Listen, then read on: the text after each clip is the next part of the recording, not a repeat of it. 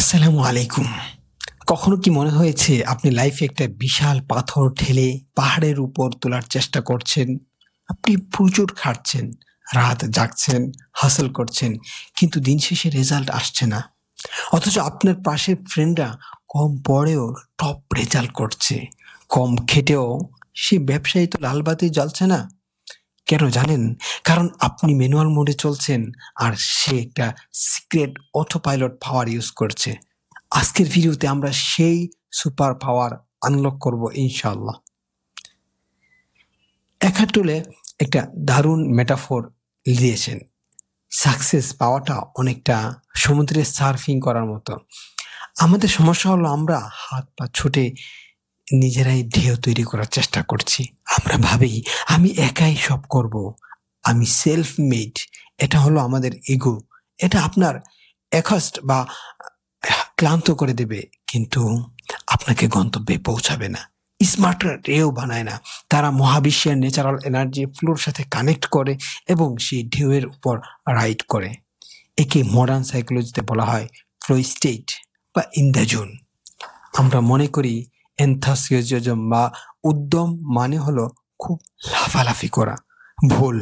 এনথাসিয়াজম শব্দটা এসেছে গ্রিক শব্দ এনথিওস থেকে, যার মানে হলো গড উইথিন। অর্থাৎ যখন আপনি নিজের ক্ষুদ্র ক্ষমতা বা দিয়ে চলেন না, বরং মেইন পাওয়ার গ্রিডের সাথে কানেক্টেড হয়ে কাজ করেন, তখন আপনার এনার্জি শেষ হয় না। তখন তার মনে হয় না যে আমি কাজটা করছি, মনে হয় আমার মাধ্যমে কাজটা করানো হচ্ছে। আপনি তখন আর ড্রাইভার নন, আপনি তখন শুধুই একটা চ্যানেল। প্রিয় ভাই, এই ন্যাচারাল ফ্লো বা সুপার পাওয়ারের একটা ইসলামিক নাম আছে।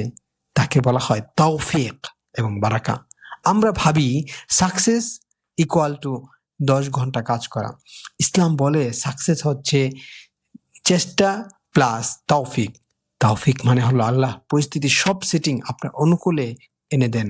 আর বারাকা মানে হলো অল্প কাজে বিশাল রেজাল্ট। আপনার চেষ্টা হলো একটা সাধারণ নৌকার মতো, আর আল্লাহর তৌফিক হলো সেই বাতাস যা নৌকাকে মুহূর্তের মধ্যে মাইলের পর মাইল নিয়ে যায়। আপনি দাঁড়বে কত দূর যাবেন? সবচেয়ে লোমহর্ষক আশার মতো ব্যাপার কি জানেন? একটি হাদিসে কুদসি আল্লাহ তাআলা বলেছেন, যখন আমার বান্দা আমার প্রিয় হয়ে যায়, আমি তার কান হয়ে যায় যা দিয়ে শুনি, আমি তার চোখ হয়ে যায় যা দিয়ে সে দেখে, আমি তার হাত হয়ে যায় যা দিয়ে সে কাজ করে। চিন্তা করতে পারেন, যখন আপনি আল্লাহর উপর তাওয়াক্কুল করে কাজ শুরু করেন, তখন স্বয়ং মহাবিশ্বের স্রষ্টার মাধ্যমে আপনার সাথে থাকে। এটা কত পাওয়ারফুল!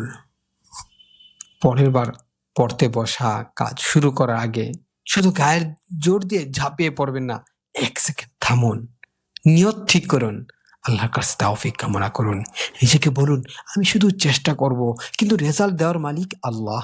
দেখবেন আপনার কাজের প্রেশার কমে গেছে আর প্রোডাক্টিভিটি অনেক বেড়ে গেছে। ভিডিওটি ভালো লাগলে লাইক দিন, শেয়ার করুন। দেখা হবে পরের ভিডিওতে ইনশাআল্লাহ। আসসালামু আলাইকুম ওয়া রাহমাতুল্লাহ।